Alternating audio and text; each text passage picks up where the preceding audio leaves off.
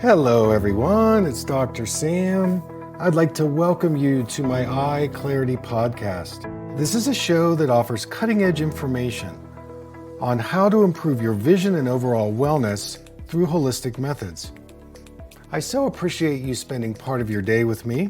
If you have questions, you can send them to hello@drsamberne.com. Now, to the latest EyeClarity episode.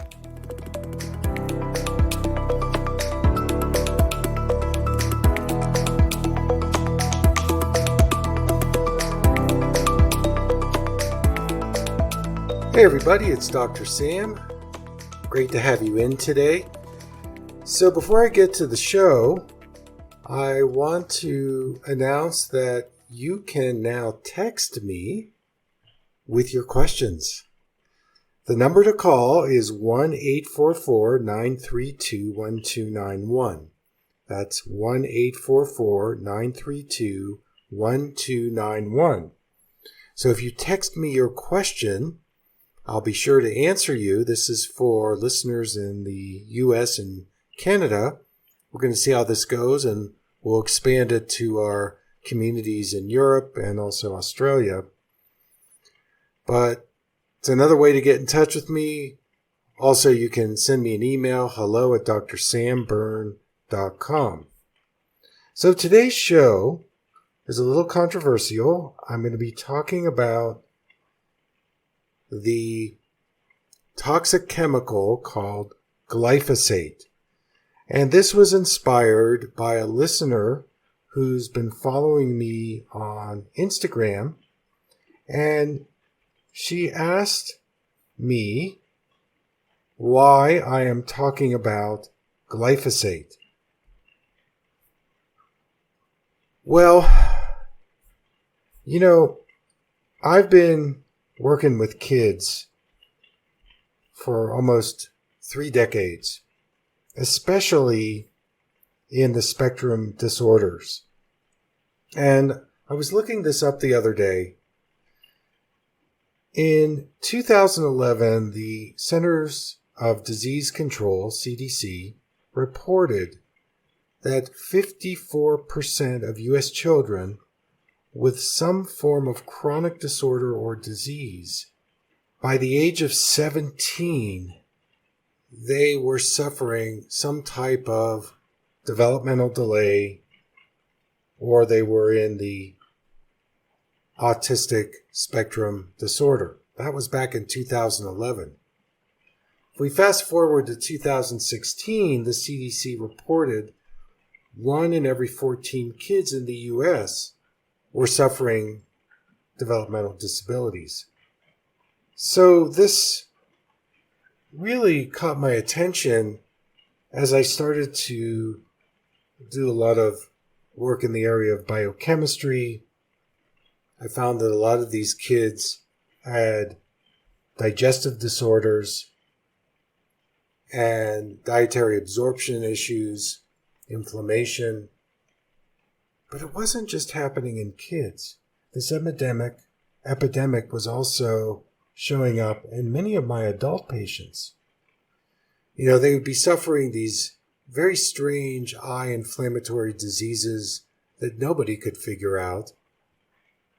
There was more and more people coming in with conditions like glaucoma, cataracts, macular degeneration, or just an accelerated deterioration in their eyesight and vision, and the conventional eye doctors, just use their symptomatic approach, but it never really got the answers to them. And then when I started to expand my own lens, and I looked at the broad array of conditions that adults suffer, things like anxiety, depression, celiac disease, gluten sensitivities, multiple sclerosis, even Parkinson's disease. And I had a close friend of mine who was a veterinarian, and he died of Lou Gehrig's disease, ALS. And I often thought about that because he always worked very deeply in agriculture, how much did this toxic exposure of glyphosate affect him. And we're dealing with environmental factors, not just here, but around the world. Conditions, genetic issues, neurological issues, autoimmune, metabolic issues.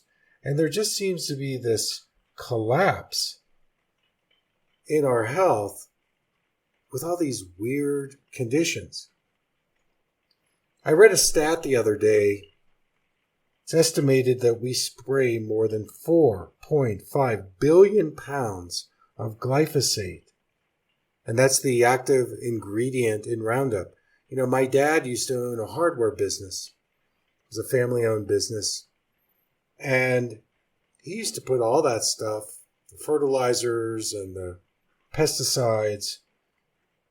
And I asked him, you know, as an adult, he said, sure, yeah, we use glyphosate or Roundup all the time. And of course, he was around. He moved to Hilton Head, South Carolina, and he lived right on a golf course. And he ended up dying of lymphoma. And also, I often wondered, you know, that constant exposure on golf courses, because that's, again, where they use a lot of the Roundup, how much that affects us. Because this Roundup, it is absorbed in the soil. It's absorbed in the water systems and the plants. And combining that with the genetically modified plants and species, this is where, again, we start eating GMO foods. We're exposed to these fertilizers and pesticides. It definitely creates an inner environment of inflammatory disease. And this Roundup Ready, these were crops that were introduced, I believe, in the 1990s. And this is a water-soluble toxin that would actually travel into the water supplies, and it would affect the grains, the fruits, and the vegetables. It would infiltrate into the groundwater, so you'd be drinking it. And it finally made its way into the rivers and the oceans, and ultimately our own rainfall. We've certainly seen our share of cancer in domesticated animals. And, one of my colleagues, Dr. Dee Blanco, by the way, you should check her out. She's a holistic veterinarian. And she's got some wonderful things that can combat this epidemic just in domesticated animals with cancer and other very strange diseases. You can go to drdblanco.com to learn more about her work. So we're definitely getting sicker, no question about it. And the diseases are attacking many different organ systems. You know, when I study Chinese medicine, and people are having more problems with their liver, their gallbladder, their colon. You know, there are just more difficulties. And where it shows up in, for example, women are now showing a higher degree of dementia. More Parkinson's disease in men. Autoimmune diseases are at an all-time high. Today, 1 in every 2 people are diagnosed with cancer before they die. 1 in 36 children now are diagnosed with autism, compared to a mere 1 in 5,000 in the 70s. So the common thread here that I see, if you're exposed to Roundup or Ready Roundup, is the chronic inflammation.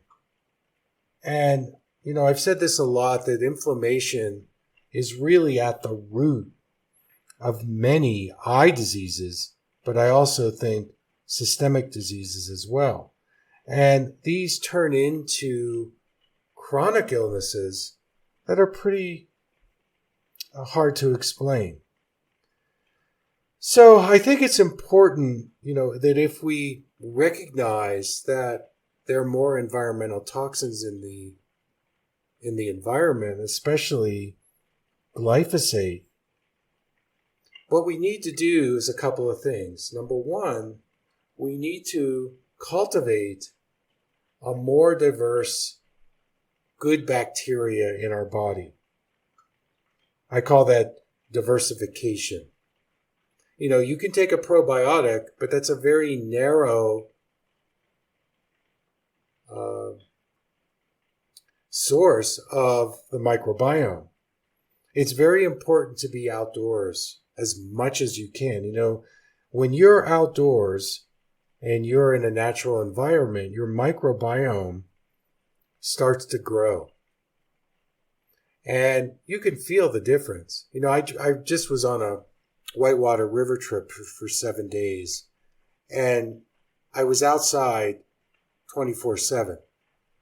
And the expansion and the energy I felt by being outside, now I'm back at work and I'm indoors, and, I used to be in offices with lots of fluorescent lights, and, it was more challenging. Now with my office schedule, I've created it in a way where I build in times to be outside. But the way I see it is the microbiome is the key to this. And it's the microbiome inside of yourself is an extension of the microbiome outside. Number two, I think it's important to find food that are being produced by farmers that support a healthy environment to grow the food. So they're cultivating a better soil.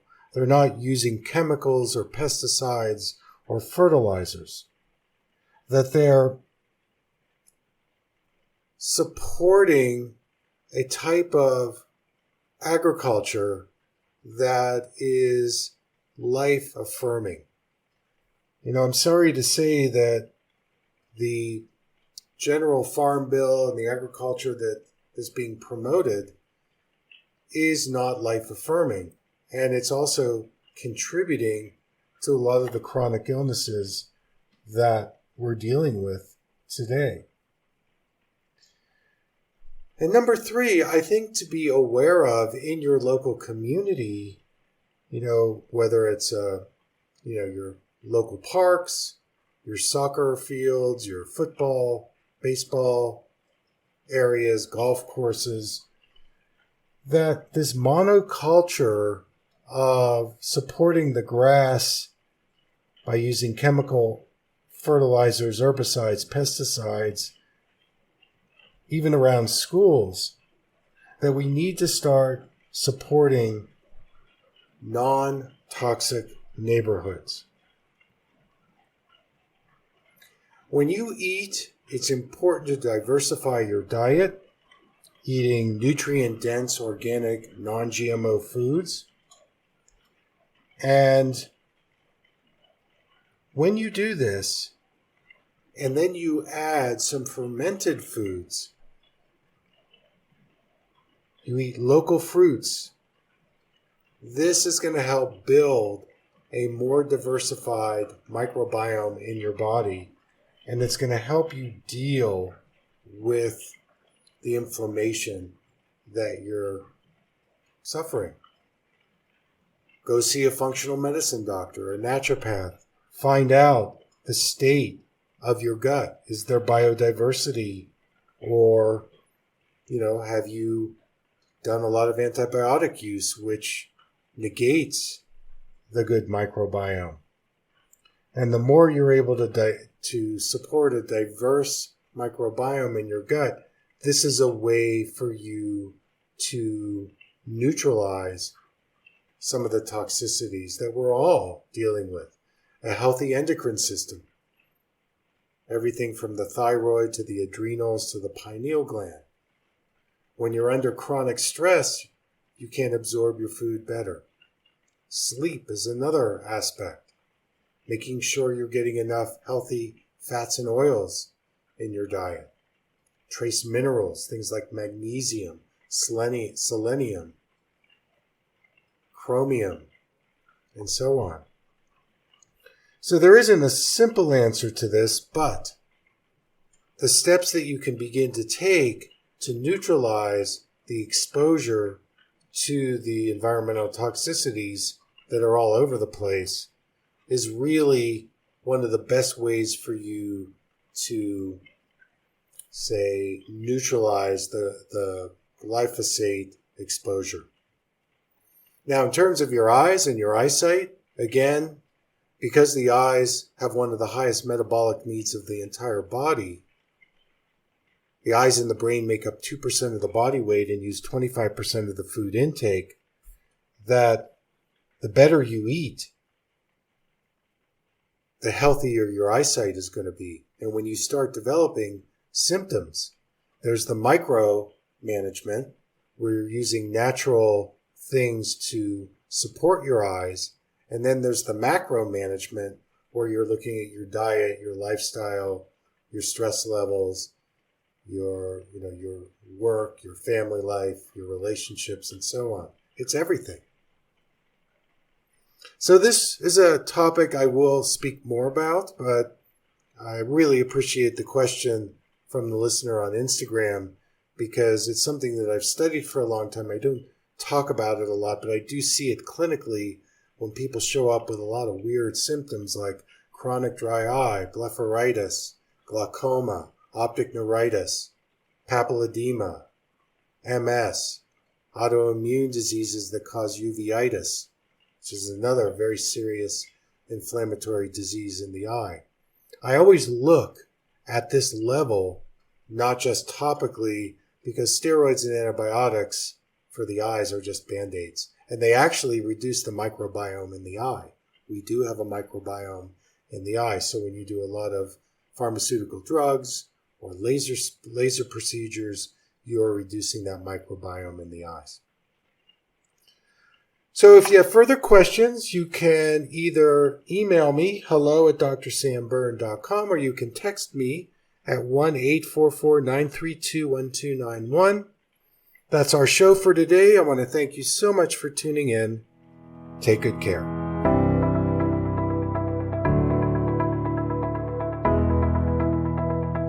Thank you for listening. I hope you learned something from the EyeClarity podcast show today.